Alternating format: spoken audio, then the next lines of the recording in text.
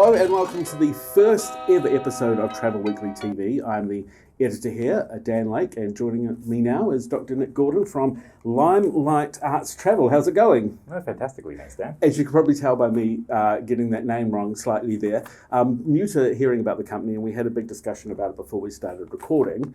What came through when I was talking to you was it's a company that's come from really your passion for what it is that you're sharing with people. So I'm keen to hear more about that.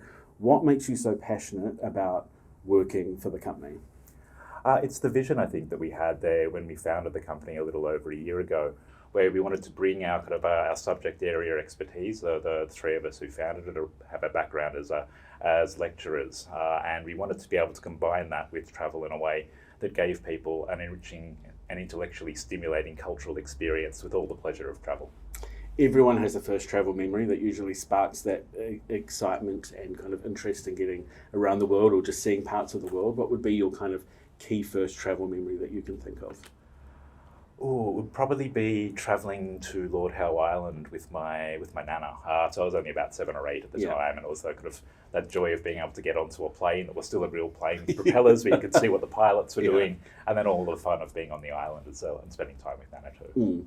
What makes your company unique, do you think? Obviously, it's organising tours for specific groups of people, but there's more about this company, obviously, that makes it a very unique product. Tell us more about that.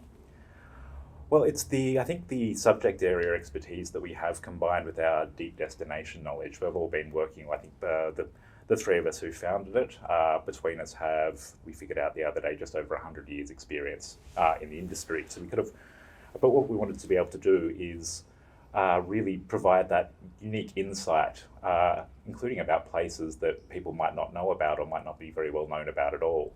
So we can take you to these places off the beaten track, and we can help you understand just why they're so significant. The people that go on these trips with you, they'll be obviously listening to everything you say about the places you go to.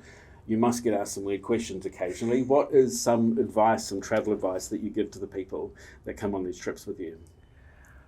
Strangely for organised group travel, it's to, in the time that is in the program, to be able to be free and to explore, to have independent time, is to not panic and just to go with the flow sometimes. Because one of the wonderful things of travel is that it is unfamiliar, it is unexpected, and by kind of just relaxing and moving along with the flow of it, you can have all sorts of unexpected experiences too. Yeah, and obviously with you being there at the time, if anything happens that needs fixing, you'll be there to fix it. Exactly. If there's anyone watching at the moment who may themselves be interested or could have a client that is could be fitting right into the sort of thing that you're offering, what are some of the experiences that you've got coming up in the next 6 to 12 months you'd be keen to share with us?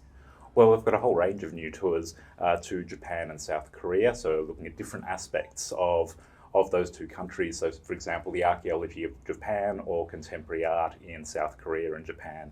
We're even taking people on a tour to Hokkaido next July, which for a summer destination is good because it's so far north that it's not so hot.